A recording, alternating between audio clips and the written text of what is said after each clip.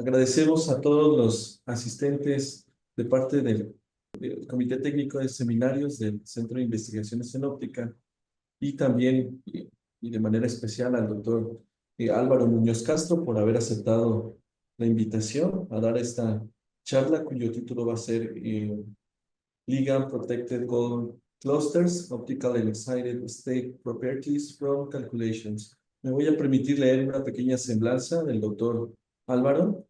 Eh, el doctor Muñoz Castro es químico de la Pontificia Universidad Católica de Chile y doctor en fisicoquímica molecular de la Universidad Andrés Bello. Actualmente es parte del consejo asesor editorial de ChemFisChem de la Universidad Wiley y tiene interés en varias áreas, desde nanopartículas de oro y de otros metales de transición, estudiando sus propiedades de estados excitados y de enlace químico, extendiendo conceptos de enlace químico a agregados de clústeres, respuesta magnética y propiedades de resonancia magnética nuclear, aromaticidad, entre otros. Sus trabajos han sido reportados en 290 publicaciones, capítulos de libro y 4 tesis doctorales. Actualmente es profesor titular de la Universidad San Sebastián.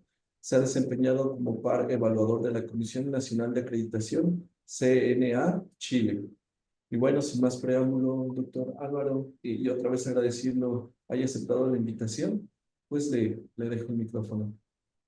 Muchas gracias, Sebastián. Tengo una pequeña duda antes de comenzar. La mayoría de los oyentes son alumnos de pregrado, posgrado. Sí, aquí como oyentes van a haber investigadores y estudiantes solamente de posgrado.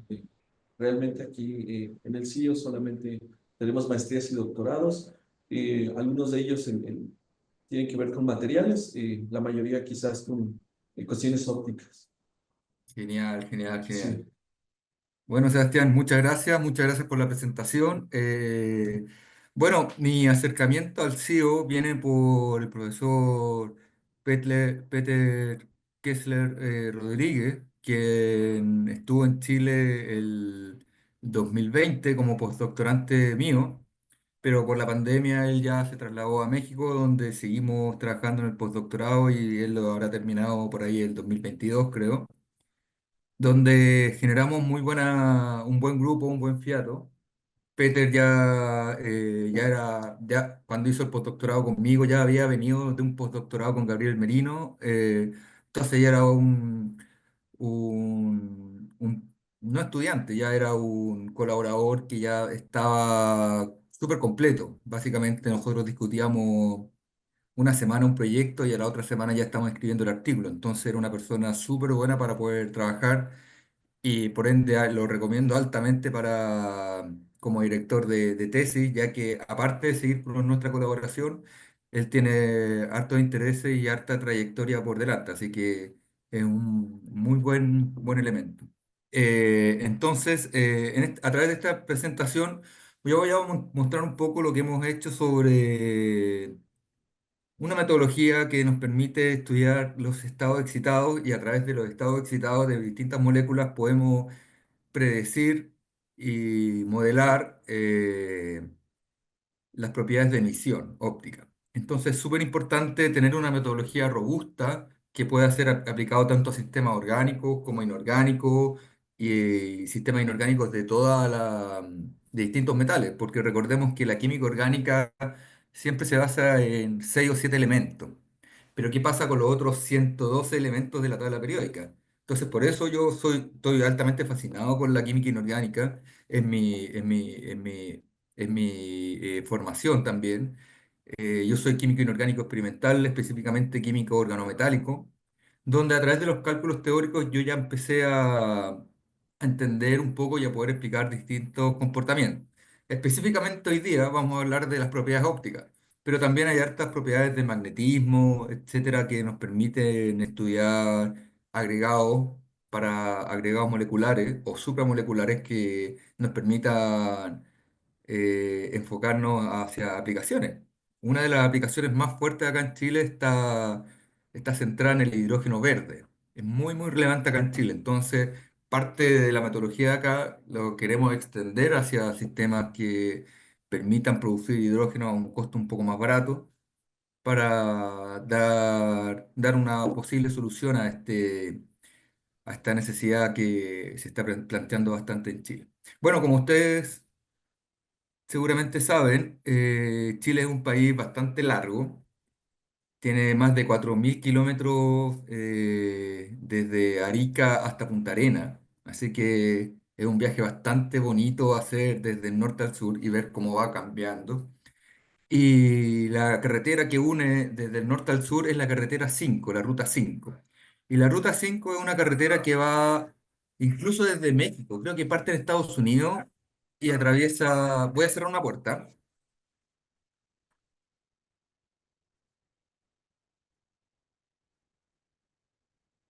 ahora sí. Es una carretera que une muchos países. Entonces es una carretera bastante interesante que termina en Puerto Montt y después, para pasar de Puerto Montt, que está acá, no sé si alcanzan a ver el mouse, ya se acabó la carretera 5, la ruta 5, y hay que pasar por Argentina para poder llegar al extremo sur, que es el Punta Arenas. Es muy, muy bonito.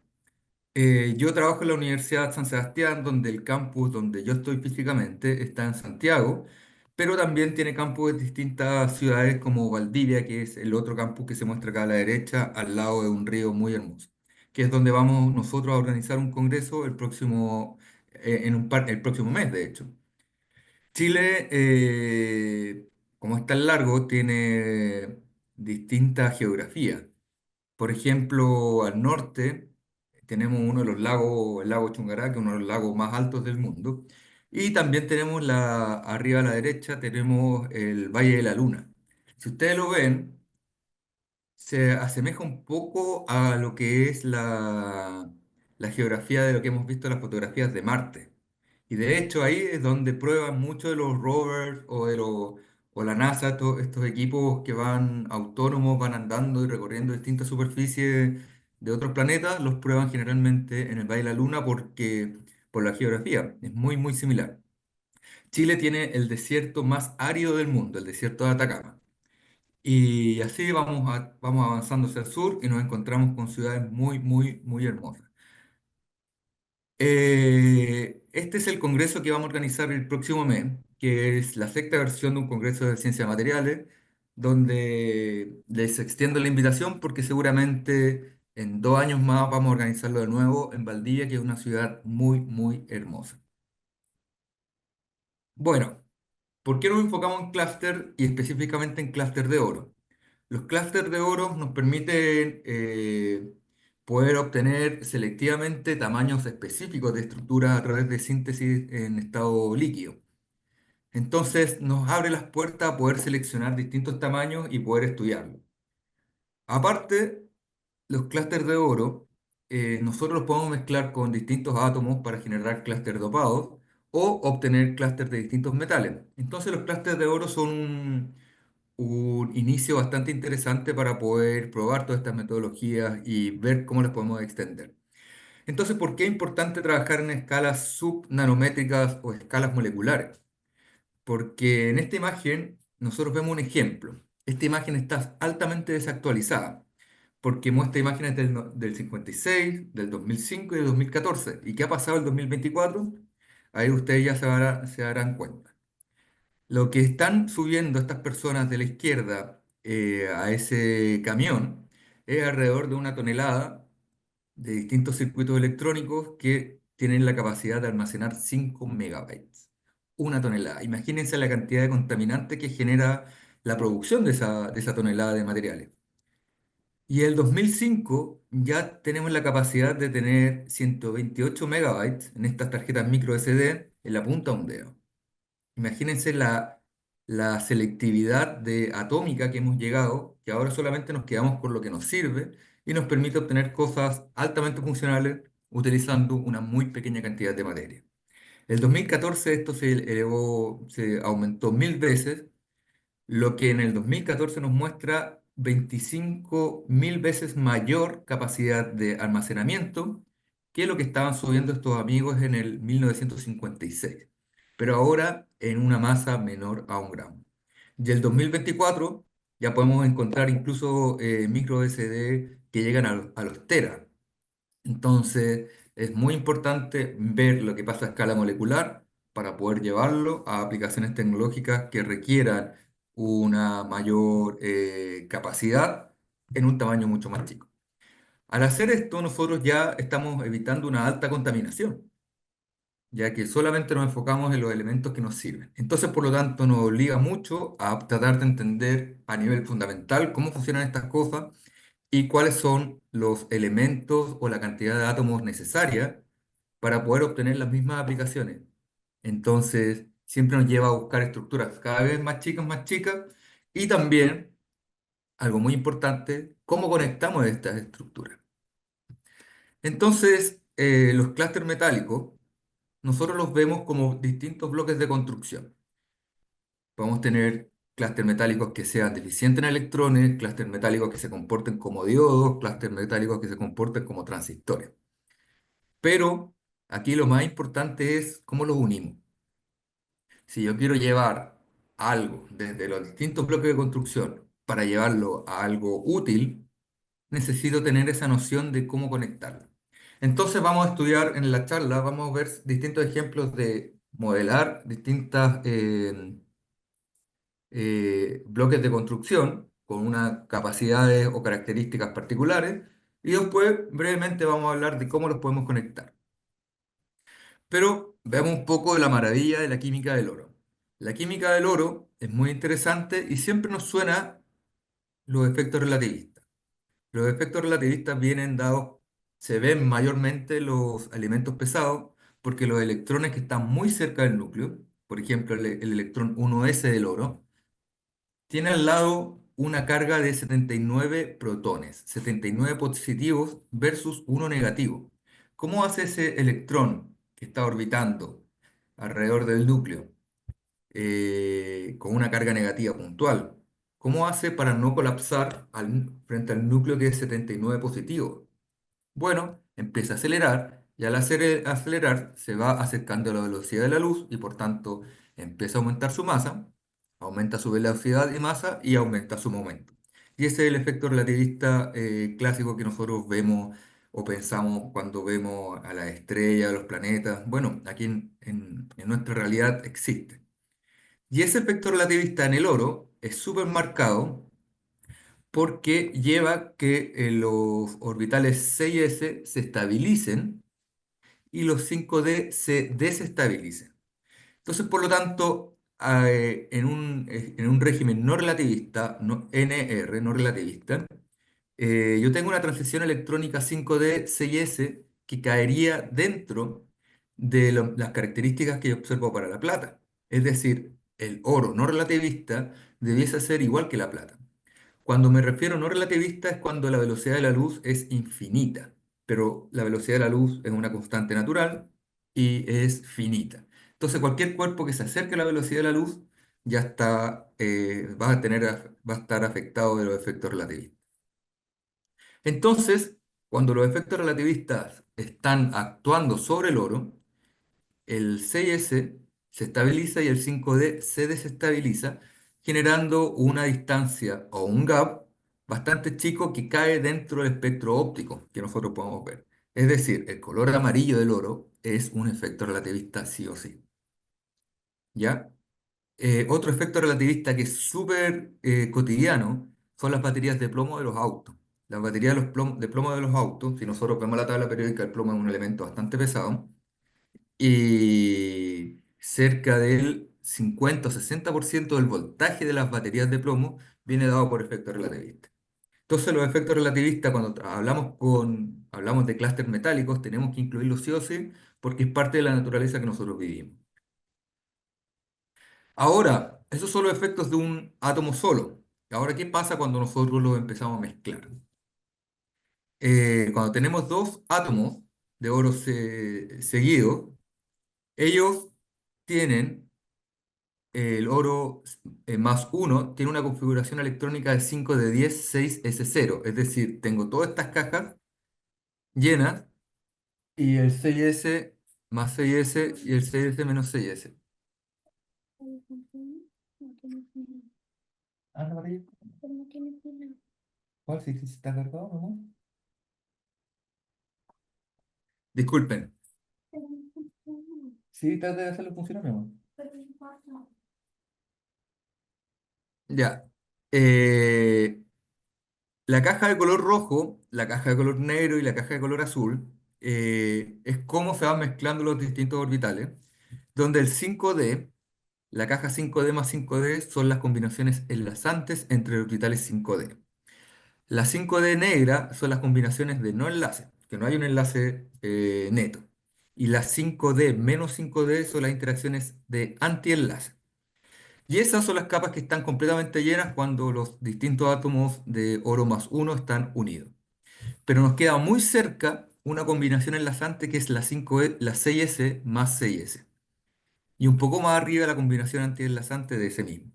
Entonces, los, o- los, los distintos átomos de oro, dependiendo de su configuración electrónica o el estado en el que se encuentran, pasan de una interacción de no enlace a una interacción enlazante cuando yo poblo este orbital 6s más 6s. Y eso es crucial para la química de los clústeres de oro. Cuando yo a través de propiedades ópticas o a través de una excitación óptica, soy capaz de poblar un orbital enlazante quitándole un electrón a un orbital antienlazante. Eso me va a generar un orden de enlace de igual a uno. Entonces, en el estado excitado, los clústeres de oro generan un enlace que me permite modificar la estructura.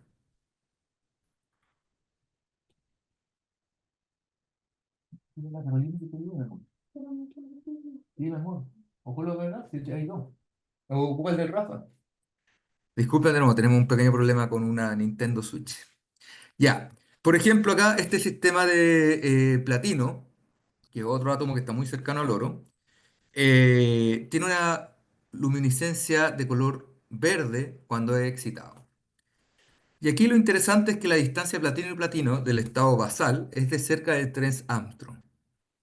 Pero cuando yo lo excito a un estado excitado inicial, yo soy capaz de quitar un electrón de esta capa de un orbital sigma antienlazante que está acá abajo y llevarlo a un orbital que es de tipo enlazante, ahora ocupando los orbitales p del platino.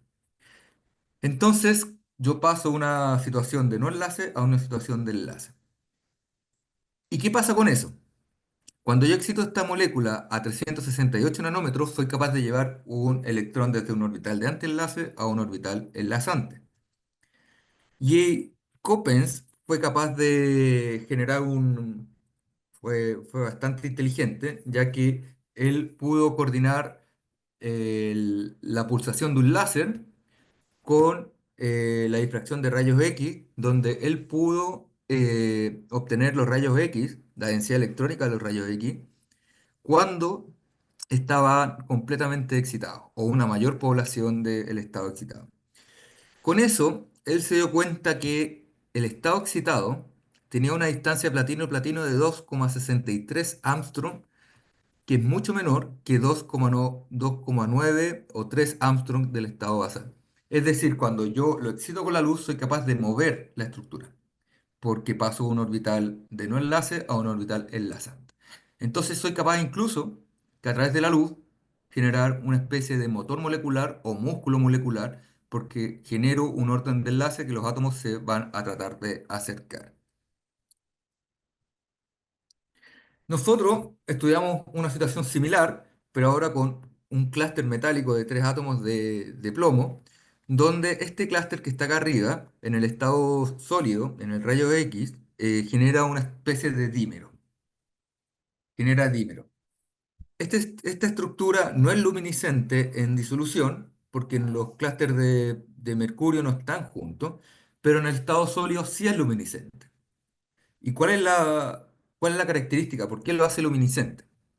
Porque la excitación va desde un orbital centrado en los ligantes hacia un orbital centrado entre los metales de carácter enlazante. Entonces yo cuando pueblo ese orbital, soy capaz de generar un orden de enlace que hace que las estructuras de este dímero se junten. De nuevo, tengo un movimiento que va de más lejos a más cerca, inducido por la luz. Y eso hace que la estructura cambie, y al cambiar la estructura, la emisión es distinta, teniendo una emisión a 431 nanómetros. Es decir, la excitación es a 347 nanómetros y la emisión es a 431 nanómetros, generándome un Stokes shift o corrimiento de Stokes de 85 nanómetros. Estos son los valores que nosotros calculamos versus los valores experimentales.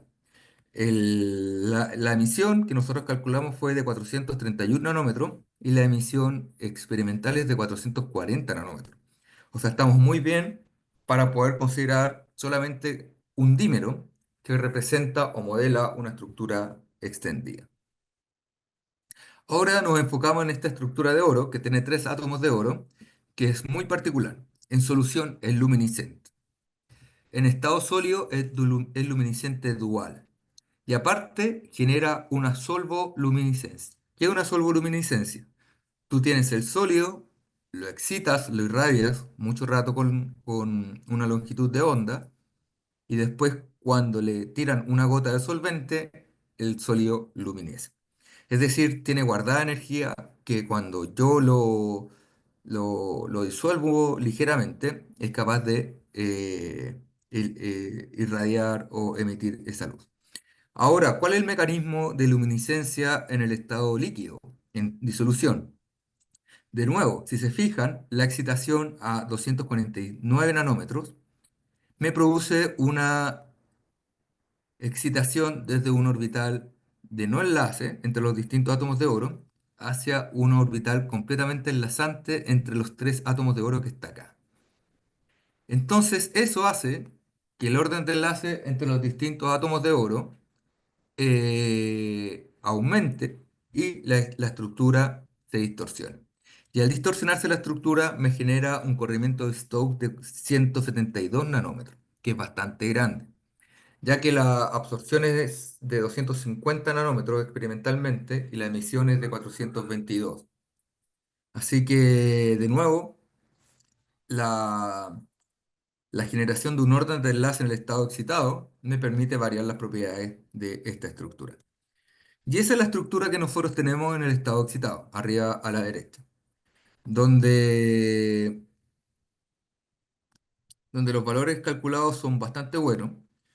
400 nanómetros, 409 nanómetros fueron calculados para la emisión versus los 422 nanómetros experimentales, que da cuenta que este es un mecanismo interno entre el core metálico de los tres átomos de oro que tienden a variar. Pero ¿cuál es la segunda luminiscencia? Porque este sistema era luminiscente dual. Ya tenemos la respuesta para el peak de cerca de 440 nanómetros. Pero también tengo una emisión a 552 nanómetros.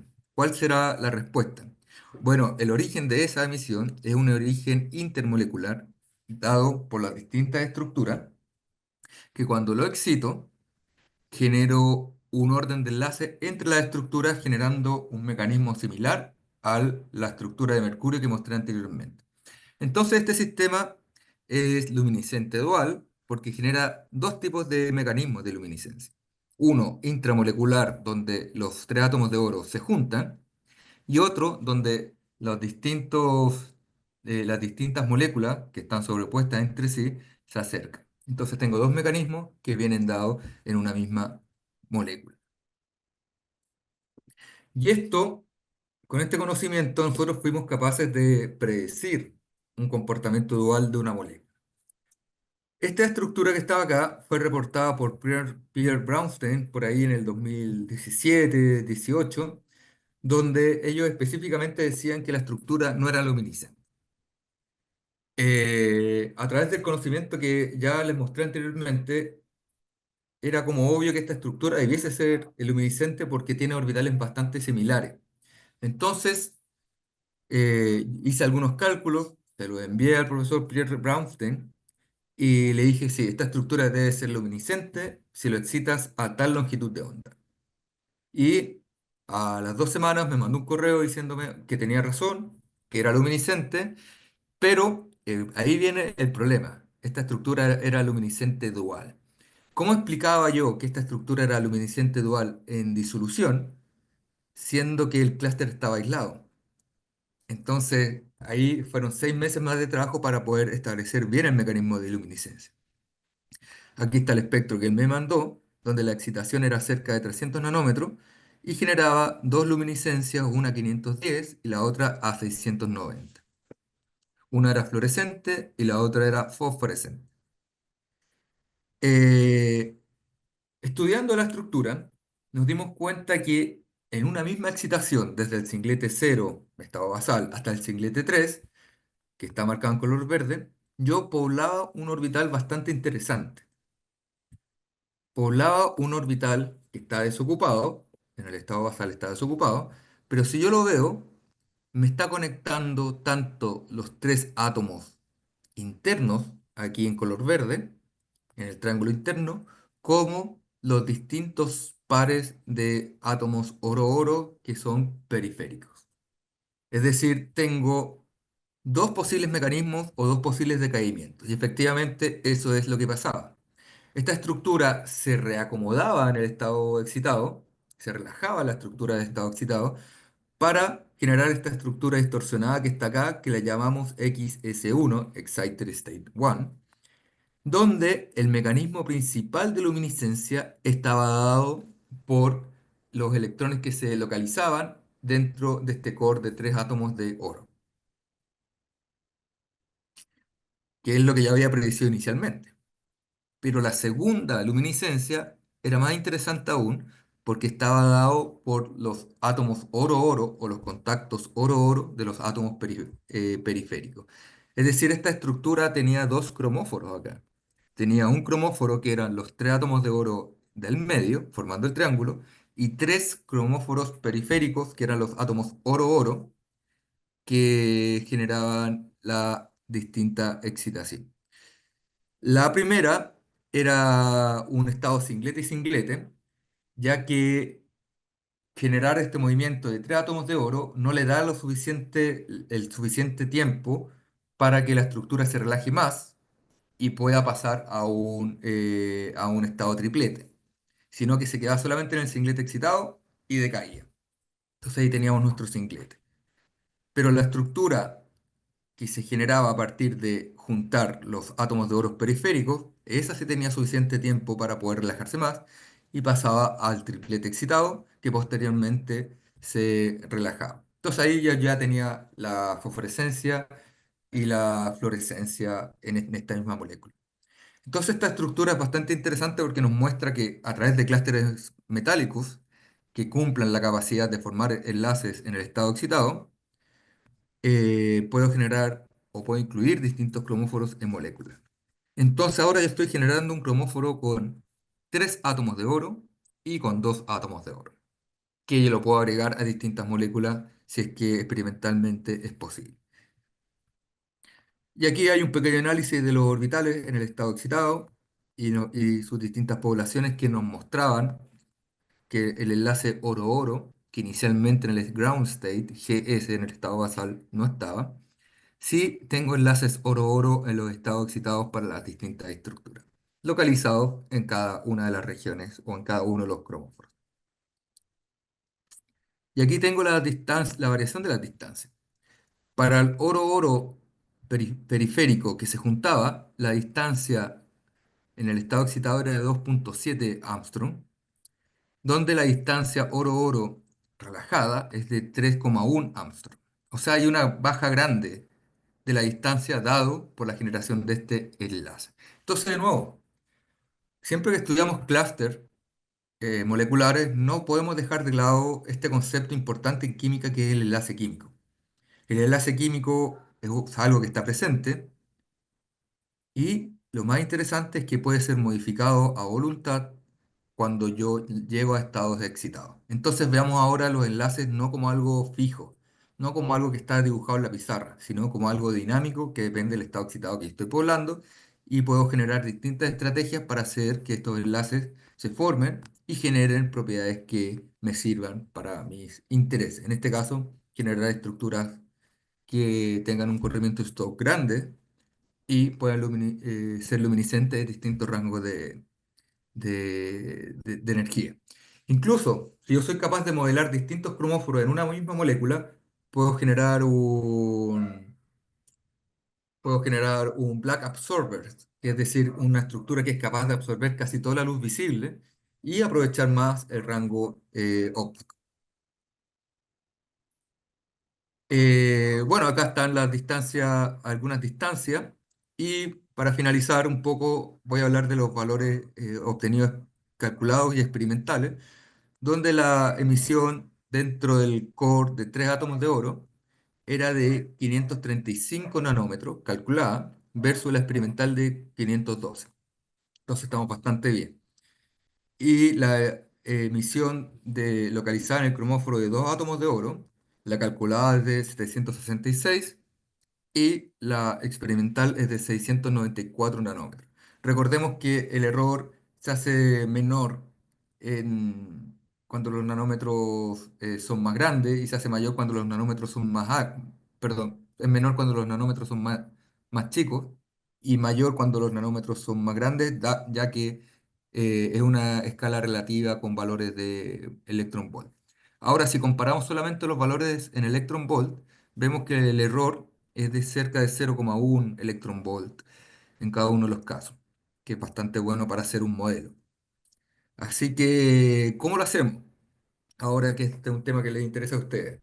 ¿Cómo lo hacemos? Básicamente, tengo el estado basal y el truco acá es caracterizar muy bien el estado excitado.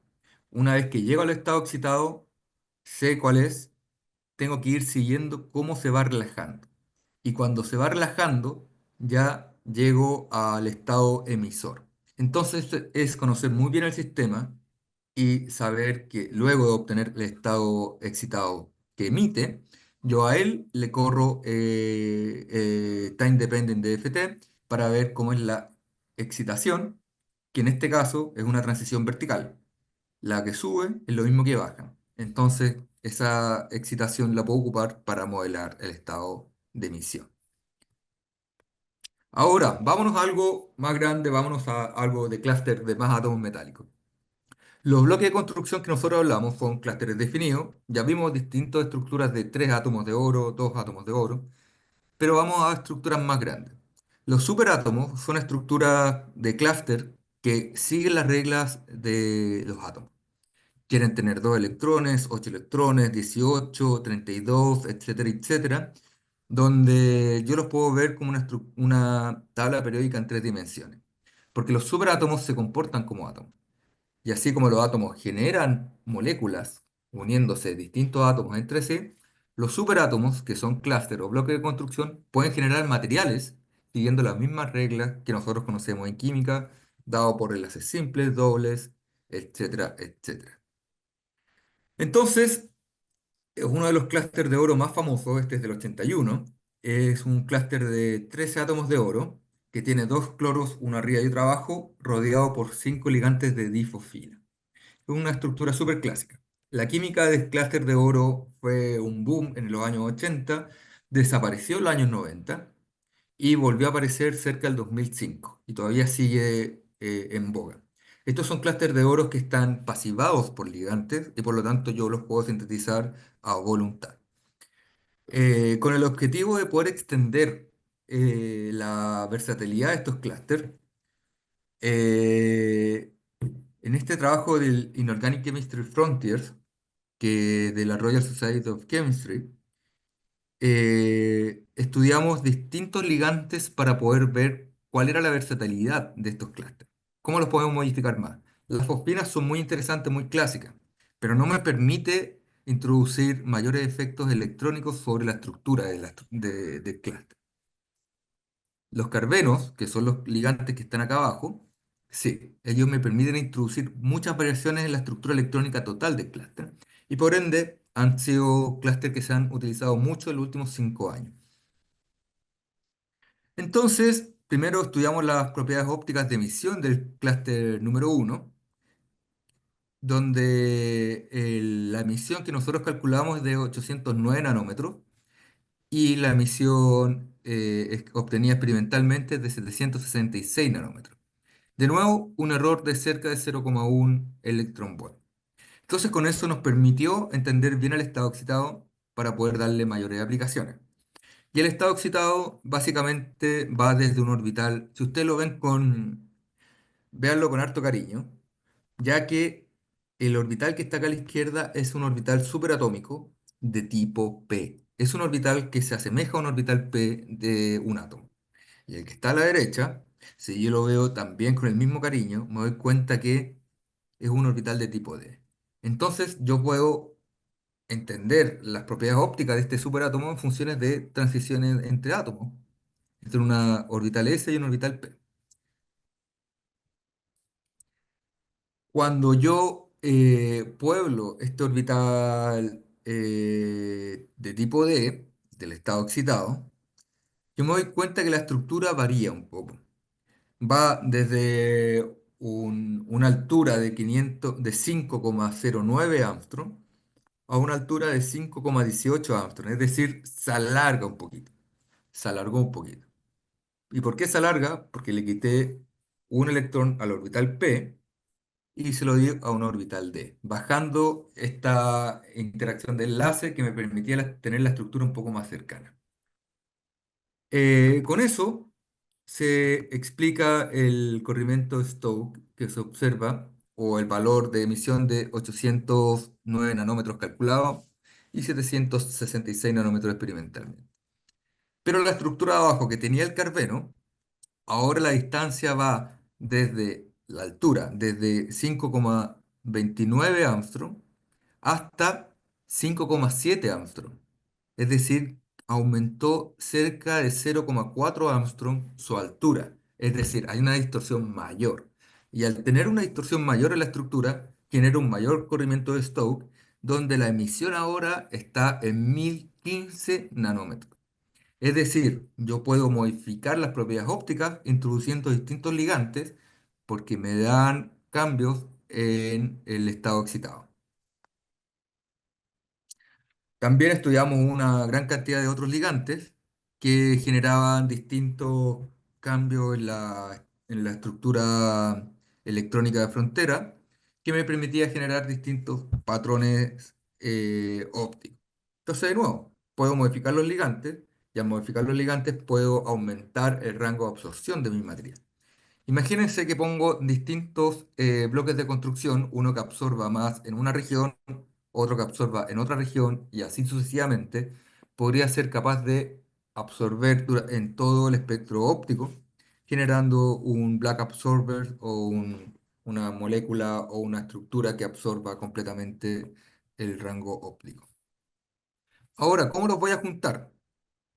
Simplemente los clústeres de oro, que son superátomos, al igual que los átomos, cuando tienen deficiencia en electrones, es decir, no tienen sus capas completamente llenas, tienden a formar enlaces. Y así es lo que está discutido en ese artículo del 2019, que es un Chemical Communication, que podemos tener estructuras que tengan un enlace entre dos clústeres, un enlace doble entre dos clústeres o un enlace triple entre dos clústeres. También lo hemos extendido a enlaces cuádruples y distintas estructuras. Entonces, cuando yo veo un bloque de construcción, puedo verlo como un superátomo y las necesidades electrónicas de ese superátomo me permiten a mí poder formar distintos supermoléculas, que son dos superátomos unidos, dos o más, que me permitan generar una estructura ordenada. La gracia de esto es que los superátomos generalmente no pierden sus propiedades iniciales. Entonces puedo unir distintos bloques de construcción con distintas características para formar un material extendido. Eh, ¿Qué otras cosas más estamos interesados nosotros? Estamos muy interesados en todo lo que tiene que ver con los clústeres de cobre, ya que permiten atraer átomos de hidrógeno, que es relevante para las tecnologías de hidrógeno verde. Y lo que me gusta mucho de los átomos o los superátomos de cobre es que son mucho más baratos y aparte son muy fáciles de ser reciclados. Entonces ya estamos viendo cuál va a ser su fin del ciclo de utilidad y podemos proponer distintos clústeres que nos permitan generar distintas soluciones para generar hidrógeno verde a un costo más barato.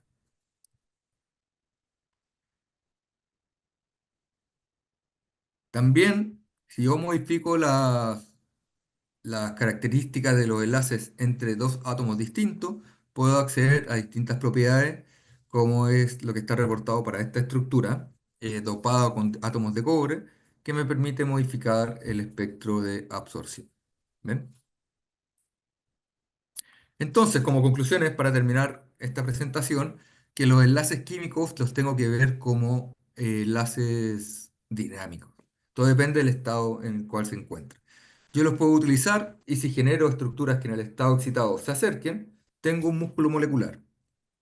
Incluso puedo generar motores moleculares porque hay estructuras que está reportado en el Inorganic Chemistry Frontier del 2019 que cuando yo llego a un estado excitado, la estructura del icosaedro, que nosotros vimos varias veces, es capaz de rotar. Ya al rotar, ya tengo un motor. Entonces, pensemos que los enlaces químicos son dinámicos y podemos hacer cosas con ellos. Agregarle distintos ligantes me permiten generar modificación a la estructura y modificar tanto el estado basal como el estado excitado. Entonces, la noción estática de los enlaces químicos tiene que ser extendida sí o sí a una noción más dinámica como lo dice este artículo de Mingos, que celebra los 100 años del enlace químico, donde el enlace químico es un enlace viejo, pero se hace cada vez más fuerte porque nos permite entender distintas características. Aquí hay algunos otros trabajos de esta misma estructura, donde se estudian el efecto de distintos dopantes para modificar las propiedades ópticas. Pero a mí me interesan mucho las propiedades del estado excitado porque aparte de las propiedades ópticas que pueden generar, tenemos movimientos que podemos utilizar. Es decir, podemos pasar de una excitación óptica a un movimiento mecánico.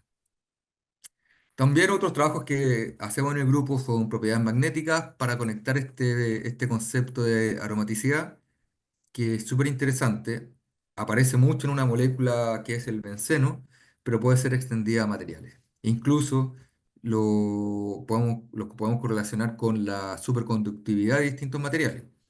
Hay fullerenos que son aromáticos, que son aislantes.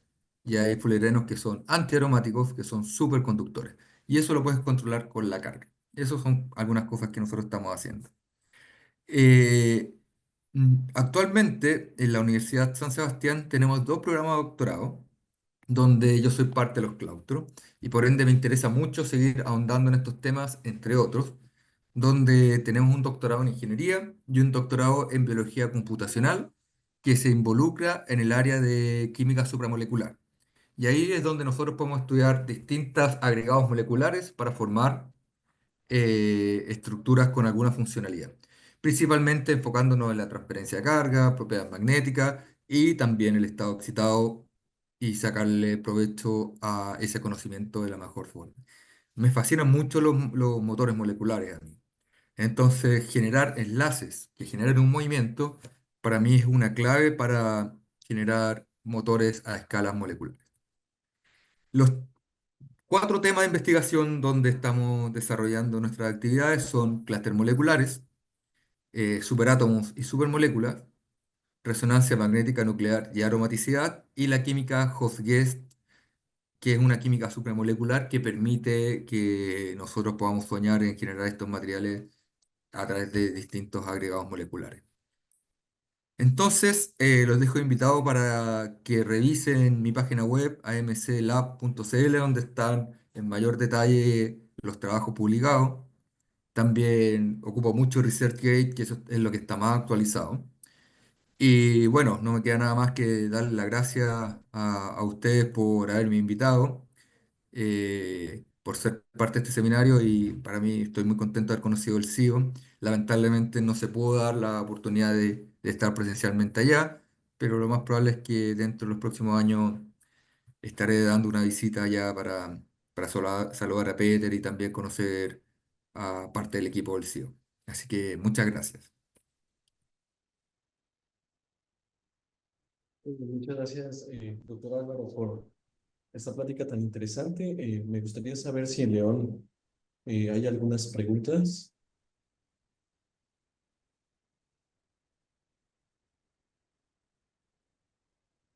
Bueno, mm,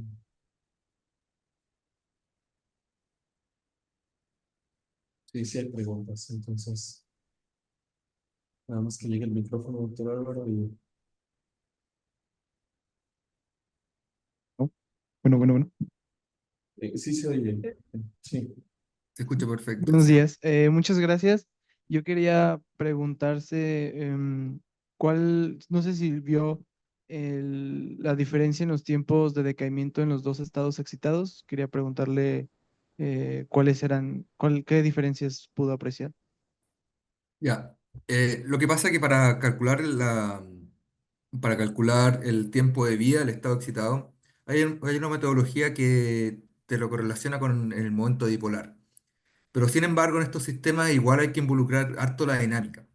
Así que no fui capaz de poder calcular el tiempo de emisión explícito. Eh, eh, pero es algo que a mí me gustaría hacer, ya que permite entender mejor todo el mecanismo de relajación, es decir, es tener la historia completa de esto. Así que es un punto bastante interesante que en este caso no se pudo hacer, sino que nos dimos cuenta que era fluorescente o fosforescente, ya que cuando tú estás haciendo el experimento y estás excitando la muestra, si tú saturas la cubeta con oxígeno, matas el estado triplete. Entonces, así tú sabes cuál es triplete y cuál es singlete. Pero aún siento que metodológicamente no, por lo menos las herramientas que estoy manejando yo, no siento que me dé la certeza para poder diferenciar uno del otro. Lo más que puedo hacer es determinar la energía de emisión y determinar si es singlete o triplete, pero el estado de relajamiento no lo puedo hacer todavía porque tengo que involucrar hartas cosas de dinámica, que eso es algo que me encantaría poder hacer. Así que es una pregunta bastante buena y es algo que sin embargo es informativo para este tipo de sistemas. Gracias.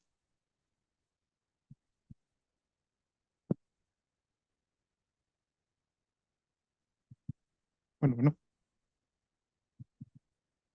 Hola, gracias por la plática. Esto que mencionabas son clústeres que tienen en la superficie, bueno, están estabilizados con ligantes, pero este tipo de cambios conformacionales también se puede dar en clústeres que están estabilizados en plataformas sólidas, como por ejemplo las eolitas. Sí, sí, exactamente. La gracia de estos clústeres que están protegidos por ligantes es que la síntesis es reproducible. Tú puedes siempre obtener siempre el mismo sistema. En cambio, cuando los soportas en zeolitas, generalmente tienes una distribución de distintos tamaños. Entonces, ¿cuál es el tamaño que está generando la propiedad?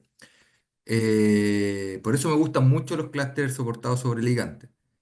Eh, Pero para responder directamente a tu pregunta, sí, este tipo de situaciones tiene que ocurrir en los clústeres que son sin ligante, ya que permite, también generan distintos enlaces. La gracia que tienen, o bueno, o la dificultad que tienen los clústeres que son sin ligante, es que generan una propiedad que se llama fluxionalidad, que tienden, de acuerdo a la temperatura, de ir cambiando su estructura. Entonces también es interesante cómo las propiedades ópticas se mantienen en este cúmulo de estructuras que se puede obtener que son distintas estructuras que van variando a través del tiempo. Y por ende sería interesante ver si yo puedo fijar una estructura aumentando un orden de enlace por una propiedad óptica. Entonces, tal vez podríamos llegar a algo súper idóneo, que sería a través de propiedades ópticas, generar o llegar a una estructura que sea catalíticamente activa y la podemos prender y apagar de acuerdo a la excitación óptica. Sería una estrategia bastante elegante y bastante buena porque podríamos decir en qué momento y en qué lugar queremos que ocurra la catálisis. Así que sería súper bueno. Yo actualmente no lo he estudiado en clúster sin ligante, pero sí, sería algo súper interesante estudiar si es que tal vez varían más su estructura y llegamos a estructuras que están muy lejanas al mínimo global del estado basal, pero puede generar estructuras que sean más activas o menos activas y de una u otra forma es una aplicación que nosotros podemos hacer uso para aplicaciones tecnológicas. Así que muchas gracias por la pregunta. Tengo otra. Ujú. ¿Y para hacer estos cambios es necesario que el ligante esté unido al clúster o solamente con que tenga un acercamiento? Ya, es que generalmente estos clústeres con estos ligantes están coordinados. Entonces generan un enlace metal, fósforo, metal, carbono bastante grande. Así que cuesta mucho que salga, pero se ve una fluxionalidad. Es decir, ese enlace con el fósforo o con el carbono se puede compartir entre otros átomos de oro y se puede variar de lugar, más que romper. Ahora, si yo le coloco otro tipo de ligante, como son los alquinos, que son con triple enlace, el enlace entre el metal y el ligante son de tipo pi. Y esos enlaces son mucho más flexibles, son mucho más fáciles de romper.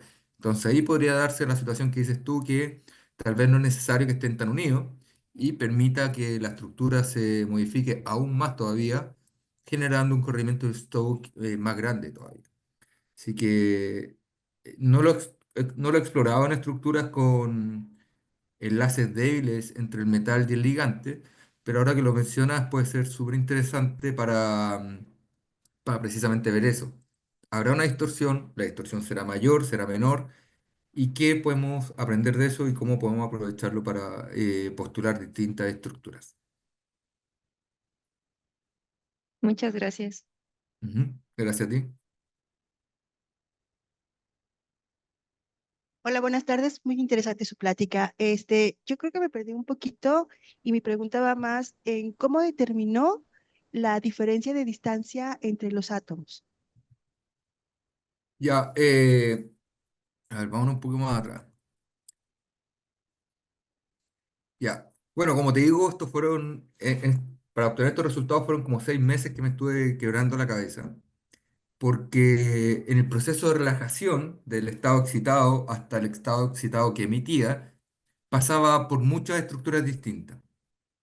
Entonces fue bastante difícil llegar a el estado excitado en lo más cercano posible a los orbitales ocupados. Entonces, para determinar la estructura, primero uno tiene que estar seguro que el estado excitado uno lo tiene, y después de eso simplemente tú mides la estructura, las distancias que obtuviste. También puedes correr las frecuencias vibracionales que te permiten saber si estás en un estado excitado o en un estado basal. Así que, o si estás en un estado excitado electrónicamente, pero basal geométricamente. Entonces, son metodologías que se pueden aplicar, pero básicamente una vez que ya resuelves el problema, tomas la estructura y la mides y así obtienes las distintas distancias. Pero de nuevo, esta estructura que yo mostré acá tiene tres grupos de cromóforos de oro 2, por decirlo de una forma, y donde solamente uno era el que se modificaba su estructura. Así que eso no fue tan fácil porque caí muchas veces en que los tres se decrecían ligeramente. Entonces, ¿cuál es la estructura que emitía finalmente? En el que solamente una distancia oro-oro era bajada o donde las tres distancias oro-oro disminuían un poco. Y eso solamente lo pude ver calculando la emisión que yo obtenía. Estaba muy lejos de lo experimental. Entonces seguía y seguía hasta poder comprobar. Así que una vez que resuelves el problema, que ya estás contento con los resultados dentro del error del cálculo, ya puedes simplemente medirlo y obtienes las distancias de las estructuras. Eso. Tenemos No una sé si pregunta respondí más. tu pregunta. ¿Aprendido? Sí. Doctor Álvaro, Un placer. Soy Salomón Rodríguez, alumno del doctor Peter.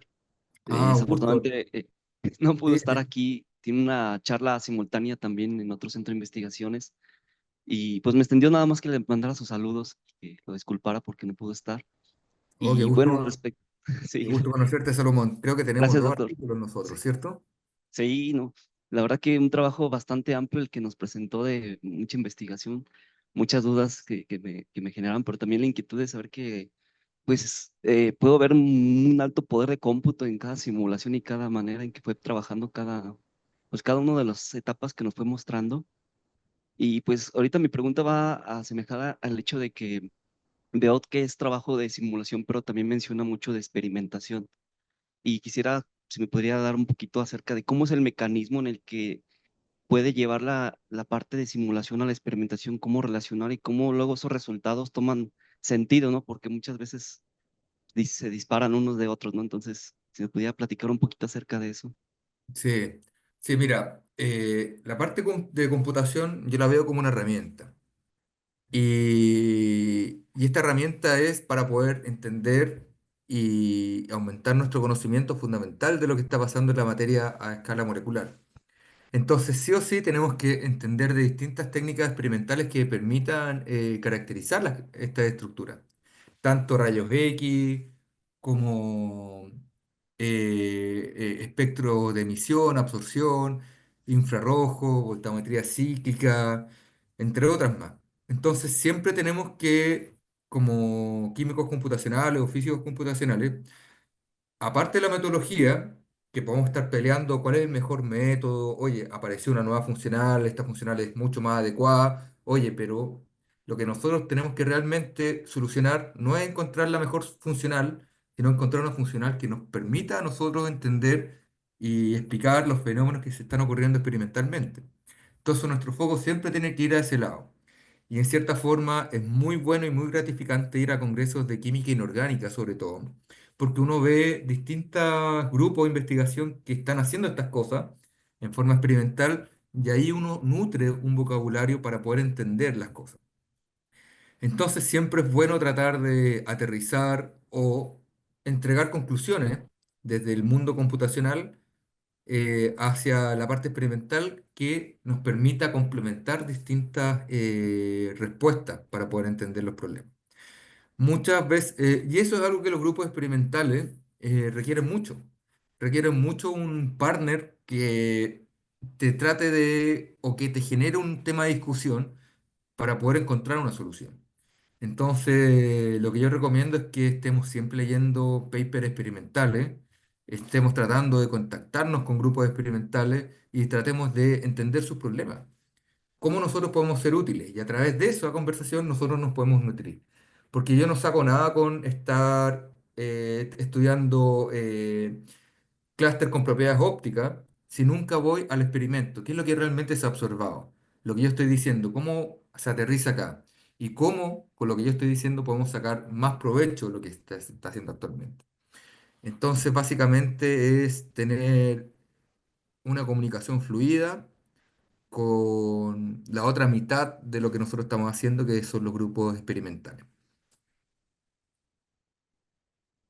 Pues muchas gracias, doctor, y un placer conocerlo. Espero verlo por allá algún día.